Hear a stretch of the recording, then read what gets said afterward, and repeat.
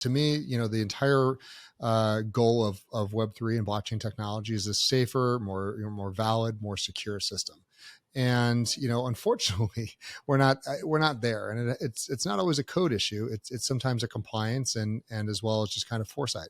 I think it's 98+% of all ECR20 coins are worthless garbage, according to Aave and some other ones. So liquidity pools start. It was a great concept, but end up being scams and rugs and whatnot. And that's not a code issue. That's a moral issue that we have trouble getting around.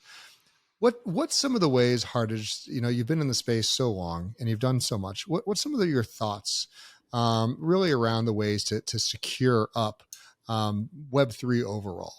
Some of the technology doesn't exist, so I'll let you kind of ideate as much as you like.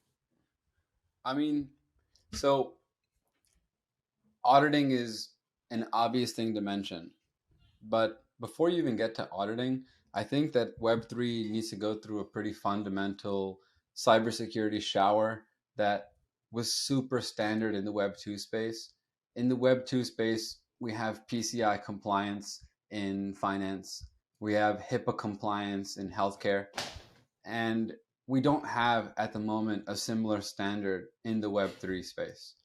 And as a result, we don't have companies that have to meet regulatory requirements in order to maintain some sort of license like PCI compliance level 1, 2, and 3 and say, well, yep, I process, or I have this much TLV in my DeFi platform, so I need to be this total value locked in my DeFi platform. So I need to go through this much, a penetration test every 3 months. I've got to get my code audited on my smart contract every single time it changes.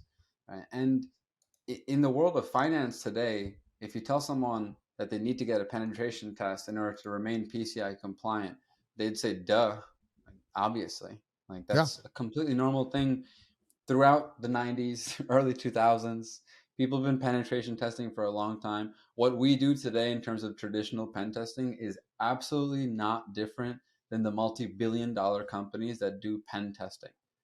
It's no different. It's just that we like Web3. We're obsessed with blockchains and Web3 and cryptocurrencies and cryptography. So we focus on pen testing specifically in this industry and layer it on top of the need for smart contract and blockchain protocol auditing. But there's nothing different from what we do on penetration testing and what small and massive firms do.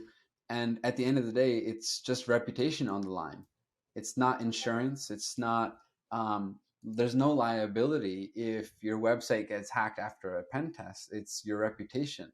And this is what we tell people. People ask us, like, is Zokyo liable if something happens? And I tell them, we would love to see a world when we're working on it to see if we can head towards a world where we can combine auditing and insurance. But at the moment, what we're protecting is our reputation. So it's not about how much you pay us. It's about us protecting our reputation on each and every piece of code that we audit, every line of code we audit, every website we pen test.